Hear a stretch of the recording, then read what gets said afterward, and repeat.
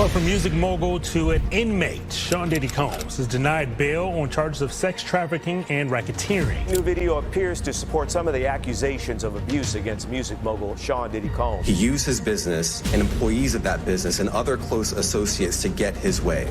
Those individuals allegedly included high-ranking supervisors and household staff.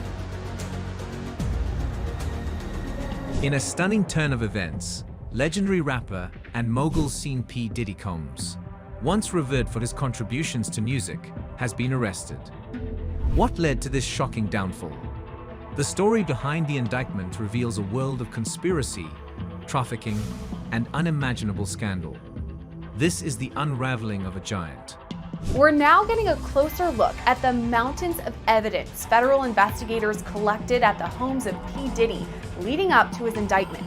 This includes things like guns, ammunition, electronic evidence, and more than 1,000 bottles of baby oil and personal lubricant. In March, federal agents executed simultaneous search warrants at two of Diddy's homes in Los Angeles and Miami. The result: an astonishing catch of items pointing to a deeply troubling pattern. Among the materials collected were narcotics, a massive amount of baby oil, and 3 AR-15 rifles, each defaced and tampered with. The implications go far beyond the typical rock star persona. Based on what was in the indictment regarding these freak-offs that's what they call them in here, I think that's what Diddy called them, quite frankly, the severity at which they were, the length and duration at which they were, I'm actually not surprised that that's what was collected ultimately from his home. It's absolutely horrific. The fact that some of these victims needed IV rehydration afterwards, couldn't go out because they were so injured as a result of this. It's absolutely horrific. And now, based on what we've learned of the magnitude of those freak-offs, it's unfortunately not surprising. This wasn't a case of a typical drug or weapons bust. The sheer quantity of baby oil and lubricant, in conjunction with the electronic evidence, was alarming. We're talking about what's being described as freak-offs, wild and elaborate sex parties where Diddy allegedly directed everything. These parties involved human trafficking and the illicit transportation of victims, all while the entire operation was meticulously recorded. The roots of Diddy's legal woes go back to November of last year. Cassandra Ventura, better known as the singer Cassie, filed a civil suit against Diddy, laying out devastating claims: abuse, coercion, and yes, even forcing her to have sex with prostitutes. Though the case was settled swiftly, it sparked a wave of similar accusations. It wasn't long before others came forward. Multiple women, including Cassie, accused Diddy of a pattern of abuse spanning decades. Among these voices was Rodney Jones, also known as the producer Lil Rod, who accused Diddy of sexual assault, gun and drug trafficking, and forced prostitution.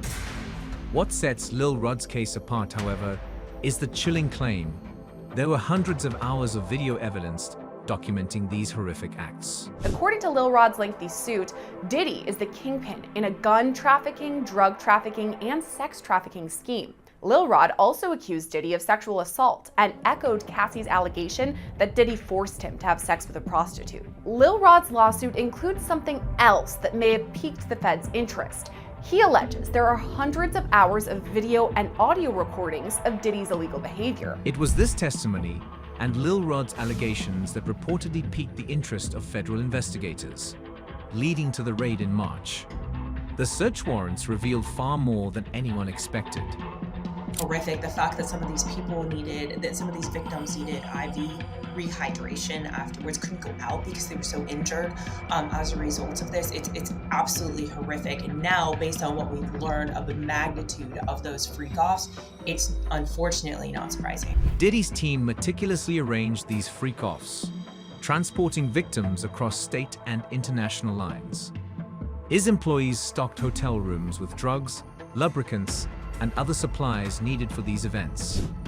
Afterward, IV fluids were administered to both Diddy and the victims to help them recover from the physical and drug-induced exhaustion.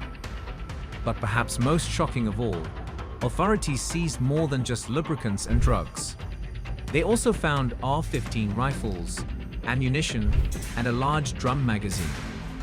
The weapons were modified and dangerous, adding a whole new layer of danger to the charges Diddy now faces. Federal agents are methodical in their work. They tore through couch cushions, drilled into walls, and scoured Diddy's estates looking for hidden flash drives. Digital evidence that would prove crucial to the case. This evidence has since been brought to light in federal court. On Monday, a grand jury indicted Diddy on multiple charges: racketeering, sex trafficking by force, and transportation for prostitution.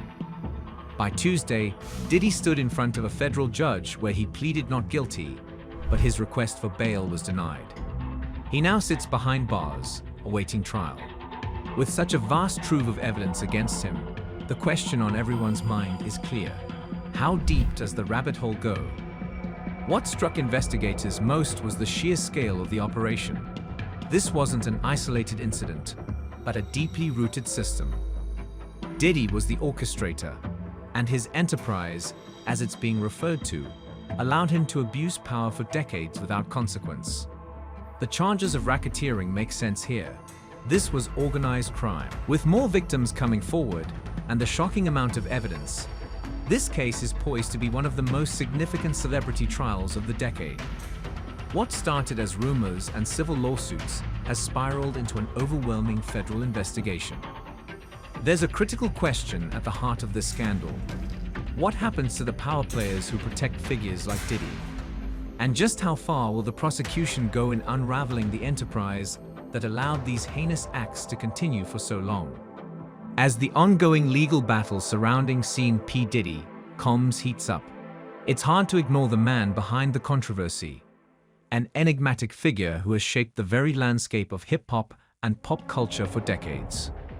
Beyond the lawsuits, rumors, and headlines, P. Diddy remains one of the most influential, yet polarizing figures in modern entertainment.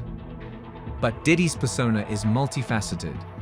Known for his larger-than-life attitude and relentless drive, he has built an empire beyond music, venturing into fashion, spirits, media, and even philanthropy. His Sean John clothing line, his stake in Ciroc vodka, and his influence on Revolt TV are just a few testaments to his diverse business acumen. Yet, for all this success, Diddy is no stranger to personal controversies. Throughout his career, he has been entangled in everything from feuds with fellow artists to high-profile romantic relationships, often playing out in the media spotlight. Despite this, he remains a master of reinvention, constantly evolving, whether as Puff Daddy, Diddy, or Love. In interviews, those closest to him describe a man driven by an insatiable desire to win, a perfectionist who works tirelessly, sometimes to the detriment of his personal relationships. Yet, underneath the public bravado lies a softer side. Diddy is a father to 6 children, and he has often spoken about the responsibility of fatherhood, especially after the passing of Kim Porter, the mother of 3 of his children. As the latest chapter of his life unfolds, the world watches not just a legal battle, but a man whose legacy has always been defined by extremes. While P. Diddy's legal team has vehemently denied any wrongdoing, stating the accusations are baseless and part of a smear campaign, fans and industry insiders alike are left wondering, is there more to this case than meets the eye? Could the legacy of one of hip-hop's most powerful figures be unraveling in real time? With the promise of more evidence to be revealed in the coming weeks, this story is far from over. Investigators now believe that certain business moves Diddy made during his Bad Boy Records empire-building days may have concealed more than just entrepreneurial brilliance. Whistleblowers, who have remained anonymous for years, are now coming forward, claiming they possess critical information that could connect Diddy to unresolved legal disputes and, shockingly, unsolved crimes within the music world. This development comes on the heels of a lawsuit that had already thrust Diddy into the media spotlight, one that many thought had closed the door on further revelations. However, these new claims are poised to challenge that notion, as sources suggest a previously hidden network of high-stakes negotiations and veiled threats could be uncovered. Diddy's downfall is no longer just a tabloid headline. It's a cautionary tale about unchecked power and the consequences of living in the shadows. With more allegations surfacing, this could be just the beginning. Stay tuned as we follow every development in the case of P. Diddy, where power, fame, and crime converge.